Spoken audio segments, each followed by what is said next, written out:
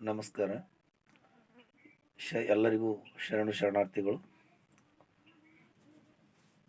ನೀನೇ ನಿಧಿ, ನೀನೇ ಮಂತ್ರ, ನೀನೇ ಅರ್ಚನೆ, ನೀನೇ ಭಕ್ತಿ, ನೀನೇ ಉಪದೇಶ, ನೀನೇ ಅರಿವು, ನೀನೇ ಸಿದ್ಧಿ, ನೀನೇ ಗಡಾಧೀಶ. ನೋಡು ನಡೆಯಂ ನುಡಿಯಂತೆ.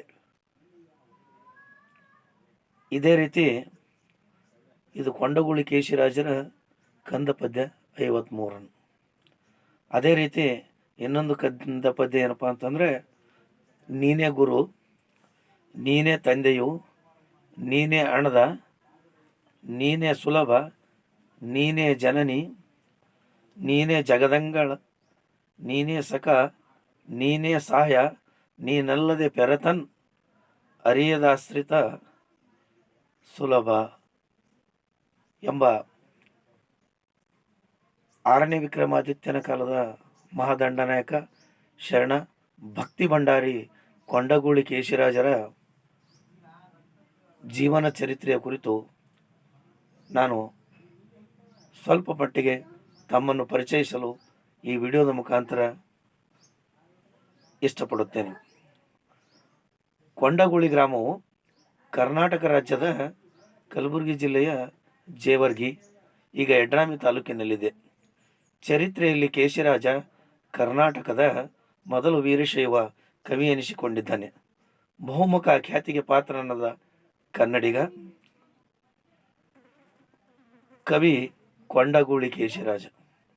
ತಂದೆ ನಿಂಬಣ್ಣಯ್ಯ ಮತ್ತು ಹೊಳಲಮ್ಮರಸ ಅಂತೂ ಕೂಡ ಕರೀತಾರೆ. ತಾಯಿ ದುರ್ಗಾದೇವಿ, ಹೆಂಡತಿ ಹೆಸರು ಗಂಗಾದೇವಿ. ಕಾಲ 11ನೇ ಶತಮಾನ, ಕ್ರಿಸ್ತಶ 1050ರಿಂದ 1150 ಎಂದು ಕನ್ನಡ ಕವಿ ಚರಿತ್ರೆಯಲ್ಲಿ ಹೇಳಿದೆ. ವಿದ್ಯಾಗುರುಗಳು ವಿರೂಪಾಕ್ಷ ದೇವರು ಕೊಂಡಗೂಳಿ ಹಿರೇಮಠದ ಮನೆತನದ ದೇವರು. ಇನ್ನು ರಾಜಾಶ್ರಯ ಕುಲ ಏನಪ್ಪ ಅಂತಂದರೆ ವಾಜಿ ಕುಲ. ರಾಜಾಶ್ರಯ ಕಲ್ಯಾಣದ ಚಾಲುಕ್ಯರ 6ನೇ ವಿಕ್ರಮಾದಿತ್ಯ ಮತ್ತು ಪೆರಮಡಿ ಆಸ್ಥಾನದಲ್ಲಿ ಮಹಾದಂಡನಾಯಕನಾಗಿ ಸೇವೆ ಸಲ್ಲಿಸಿದ್ದಾರೆ.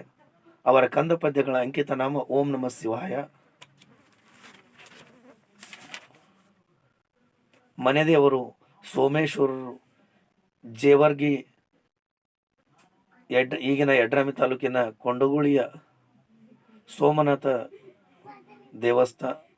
ಸೋಮೇಶ್ವರರ ದೇವಸ್ಥಾನ. ಇನ್ನು ಅವರ ಸಮಕಾಲೀನ ಶರಣರು ಯಾರಪ್ಪ ಅಂತಂದರೆ ದೇವರ ದಾಶಿಮೇಯ, ಕೆಂಬಾವಿ ಭೋಗಣ್ಣ, ಚಂದಿಮರಸ, ವಂಶವರ್ಧನ, ತೆಲುಗು ಬೊಮ್ಮಯ್ಯ, ಬಾವೂರು ಬ್ರಹ್ಮಯ್ಯ, ಕೋವೂರು ಬೊಮ್ಮಯ್ಯ, ಶಂಕರ ದಾಶಿಮೇಯ ಪ್ರಮುಖರು. ಕೇಶಿರಾಜನು ಎಷ್ಟು ಕೃತಿಗಳು ರಚಿಸಿದ ಕುರಿತು ದಾಖಲೆಗಳಿಲ್ಲ. ಆದರೂ ಈಗ ಲಭ್ಯ ಇರುವಂಥ ಕೃತಿಗಳು ಯಾವಪ್ಪ ಅಂತಂದ್ರೆ, ಮಂತ್ರ ಮಹತ್ವದ ಕಂದ ಅಂತಕ್ಕಂಥದ್ದು 110 ಕಂದ ಪದ್ಯಗಳನ್ನು ಹೊಂದಿದೆ. ನೆಕ್ಸ್ಟ್ ಎರಡನೇದೇನಪ್ಪ ಅಂದ್ರೆ ಲಿಂಗ ಸ್ತೋತ್ರದ ಕಂದದಲ್ಲಿ 2 ಭಾಗಗಳು ಬರ್ತವೆ, ಭಾಗ 1 ಮತ್ತು ಭಾಗ 2 ಅಂತೇಳಿ 140 ಕಂದ ಪದ್ಯಗಳನ್ನು ಒಳಗೊಂಡಿದೆ. ನೆಕ್ಸ್ಟ್ ನಂಬರ್ 3 ಶೀಲ ಮಹತ್ವದ ಕಂದ, 64 ಶೀಲಗಳ ವಿವರಣೆಯನ್ನು ಇದರಲ್ಲಿ ಬಂದಿದೆ.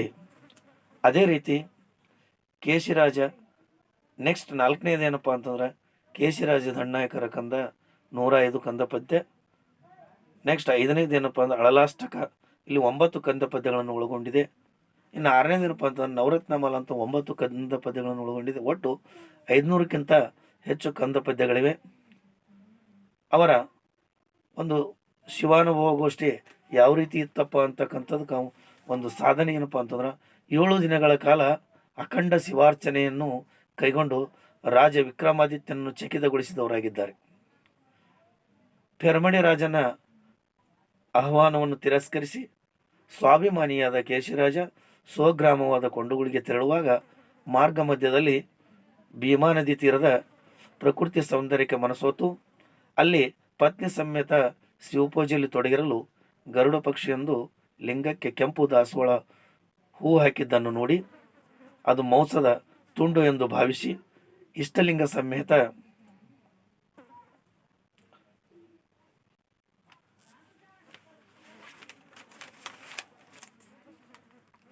ಕಚ್ಚಿಕೊಂಡು ಹೋಗಿ ನದಿಯಲ್ಲಿ ಹಾಕಿತು.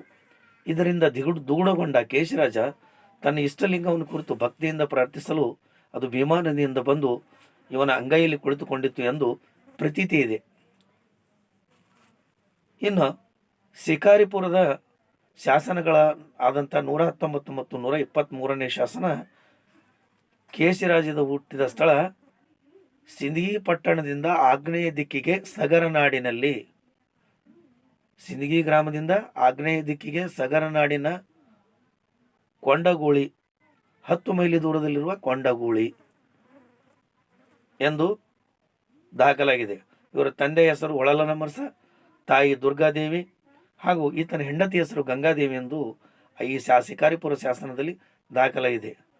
ಇದು ಅಲ್ಲದೆ ಅನೇಕ ಶರಣಚರಿತಾಮೃತದಲ್ಲಿ, ಕರ್ನಾಟಕ ಕಥಾಮೃತದಲ್ಲಿ ಸಗರನಾಡಿನ ಕೊಂಡಗೂಳಿ ಯಡ್ರಾಮಿ ತಾಲೂಕಿನ ಕೊಂಡಗೂಳಿ ಎಂದು ದಾಖಲಾಗಿದೆ. ಇಷ್ಟು ಮಾಹಿತಿ ತಮ್ಮ ಮುಂದೆ ಇಟ್ಟು ನಾನು ಈ ಒಂದು ಚರಿತ್ರೆಗೆ ಮುಂದಿನ ವಿಡಿಯೋದಲ್ಲಿ ನಾನು ಮತ್ತಷ್ಟು ಕೇಶಿರಾಜರ ಮಾಹಿತಿಗಳನ್ನು ತೆಗೆದುಕೊಂಡು ತಮ್ಮ ಮುಂದೆ ಬರುತ್ತೇನೆ. ಈ ವಿಡಿಯೋವನ್ನು ಲೈಕ್ ಮಾಡಿ, ಸಬ್ಸ್ಕ್ರೈಬ್ ಮಾಡಿ ಅಂತ ಹೇಳುತ್ತಾ ಧನ್ಯವಾದಗಳು. ನಮಸ್ಕಾರ.